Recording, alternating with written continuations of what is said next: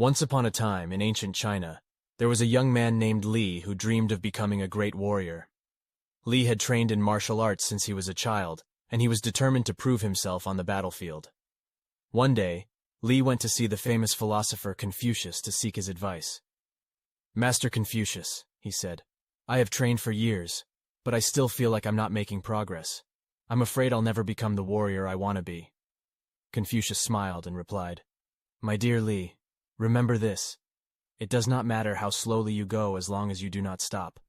Perseverance is the key to success."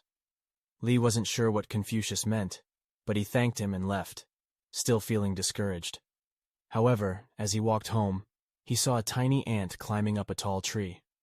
The ant was taking small steps, but it never stopped, and eventually, it reached the top. Li realized that Confucius was right. Even small steps towards a goal are valuable. From that day on, Li trained every day, taking small steps, but never stopping. He didn't become a great warrior overnight, but he kept going, and eventually, he became one of the best fighters in the land. Years later, Li went back to see Confucius and thanked him for his wisdom. "Master Confucius," he said, "I now understand what you meant. Even small steps are important, and as long as we keep moving forward, we will eventually reach our goals." Confucius smiled and nodded. "Indeed, my dear Li. Perseverance is the key to success, and as long as we keep striving towards our goals, we will achieve great things."